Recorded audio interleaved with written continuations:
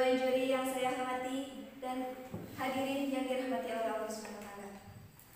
Pertama-tama marilah kita panjatkan puji dan syukur kehadirat Allah Subhanahu wa taala karena atas rahmat dan karunia-Nya lah kita dapat berkumpul di tempat ini dalam keadaan sehat walafiat. Salawat serta salam tak lupa kita limpah curahkan kepada junjungan alam Habibana wa Nabiyana Muhammad sallallahu alaihi wasallam. Hadirin rahimakumullah. Hari ini kita masih dalam momen Maulid Nabi Muhammad, momen di mana Nabi Muhammad dilahirkan, momen di mana pemimpin umat manusia dilahirkan, pemimpin umat manusia yang merupakan rahmat bagi alam semesta. Melalui beliaulah Allah Subhanahu wa taala menunjukkan kepada manusia menuju jalan yang penuh dengan cahaya keimanan dan ketakwaan kepada Allah Subhanahu wa taala. Hadirin rahimakumullah. Kita sebagai umat manusia, tentunya sebagai umat Rasulullah, kita senantiasa mencintai nabi-nabi kita. Sebagai bentuk cinta kita, umat Islam selalu memperingati Maulid Nabi setiap tahunnya pada tanggal 12 Rabiul Awal, betul? Betul.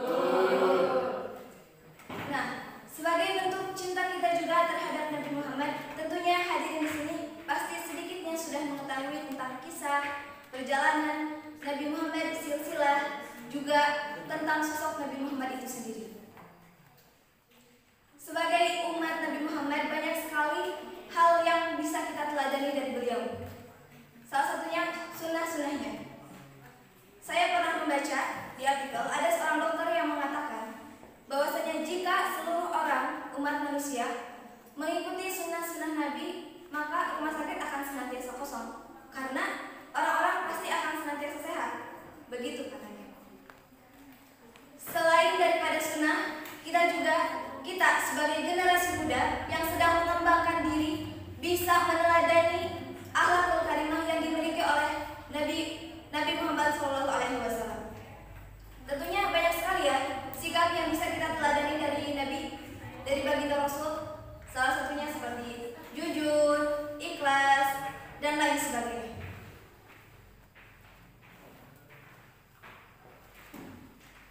Lalu kita sebagai generasi muda sudah harus bisa menerapkan sikap itu dan menjadikan kemampuan untuk bekal kita menjadi generasi muda, generasi milenial yang berkualitas dan meneladani akhlakul karimah dari Nabi Muhammad SAW.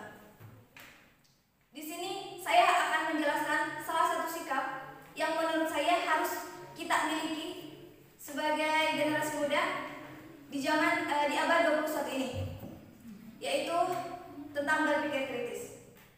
Menurut saya ini adalah suatu problem yang terjadi di pemuda-pemudi sekarang. Kita cenderung mudah mempercayai omongan-omongan atau berita-berita yang belum tentu kebenarannya. Tidak dicek dulu kebenarannya, kita biasanya langsung percaya. Biasanya seperti itu. Padahal berpikir kritis atau tidak mudah percaya ini diperintahkan oleh Allah untuk dimiliki oleh kita sebagai umat manusia. Di mana perintahnya?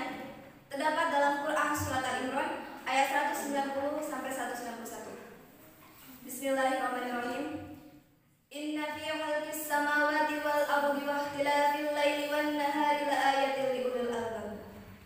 Alladzina yadhkuruna Allaha qiyaman wa qu'udan wa 'ala junubihim wa yatafakkaruna fi khalqis samawati wal ardi. Rabbana ma khalaqta hadza batilan subhanaka faqina 'adzabannar.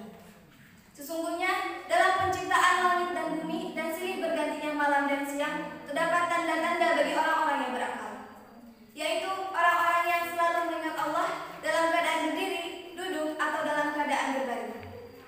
Dan mereka memikirkan tentang penciptaan langit dan bumi seraya berkata, ya Tuhan kami, tiadalah Engkau menciptakan ini dengan sia-sia.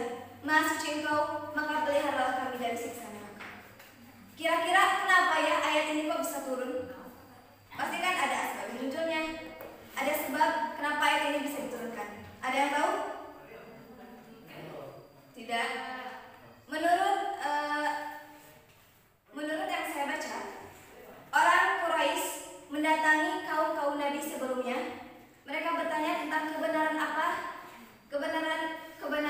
apa yang dibawa oleh nabi-nabi tentang adanya Allah. Dan Allah pun menunjukkan kebenaran-kebenaran tersebut.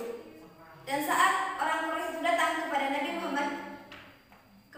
Muhammad, kemudian mereka menginginkan bukti-bukti kebenaran itu dengan menjadikan Bukit Sofa menjadi emas.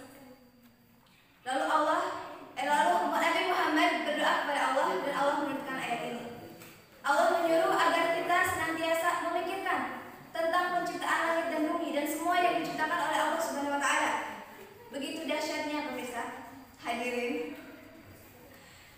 Seperti salah satu contohnya, apa sih? Oksigen.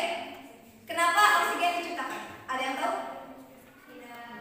Gampangnya saja begini. Bagaimana kalau tidak ada oksigen di dunia ini? Gak bisa napas kan? Nah, contohnya seperti itu. Kalau kita berpikir kritis, kita akan senantiasa lebih dekat kepada Allah dan Rasulnya. Mengapa? Karena kita tahu mengapa sebab apa suatu hal itu diciptakan. Biasanya ada suatu hal yang kita tidak ketahui dan menjadikan itu ragu. Suatu contoh, saya dulu pernah membaca katanya kenapa babi itu haram. Kan sudah jelaskan kenapa babi itu haram. Lalu ada pertanyaan, kenapa babi itu diciptakan? Tentunya kalau misalnya kita tidak tahu, pasti kita mikir ya, iya ya, kenapa diciptakan? Gak boleh dimakan, tapi kok kenapa diciptakan? Nah, sebenarnya kalau kita berpikir kritis, kita mencari tahu, ada sebabnya Allah menciptakan itu. Dan hakikatnya babi itu adalah untuk memakan kotoran di bumi ini. Nah, terbuktikan. Jadi kalau misalnya kita berpikir kritis, kita akan senantiasa tahu, kita akan senantiasa dekat dengan Allah, kita akan senantiasa bersyukur mengagumi ciptaan-ciptaan Allah. Suka kalau misalkan kita lihat sesuatu atau misalkan sesuatu kita mensyukuri atau mengagungkannya. Pernah ya misalkan dengan kalimat babi ayi ala irobikum matukadukan, pernah?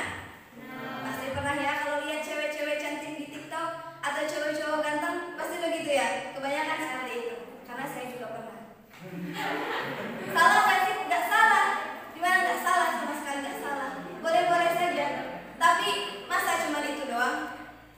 Masa kita lihat keindahan sudah bilang itu, tapi kalau saat kita bernapas, pernah tidak kita mengucapkan alhamdulillah diberi oksigen?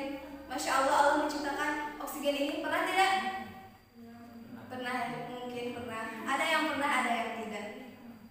Nah, di zaman sekarang ini, kalau kita tidak memiliki sikap itu, alangkah berbahayanya. Kenapa? Karena kan sekarang banyak sekali hal-hal yang tidak benar yang membuat kita senantiasa jauh dari Allah. Ada hal seperti itu. Nah, selain dari sikap kritis yang tadi, apa saja sih yang bisa kita teladani juga banyak ya. Seperti kita komunikasi, kemampuan komunikasinya, kolaboratifnya, untuk kreativitasnya itu banyak sekali. Kejujuran, keikhlasan dan lain-lainnya. Kenapa saya memaparkan tentang berpikir kritis? Karena menurut saya itu adalah suatu hal dasar yang perlu kita miliki. Semoga jika kita mengikuti, meneladani dari sikap atau akhlakul karimah Nabi, kita bisa menjadi generasi muda yang berkualitas dan meneladani akhlakul karimah dari Nabi Muhammad SAW. Sekian, semoga bermanfaat untuk saya dan juga hadirin sekalian.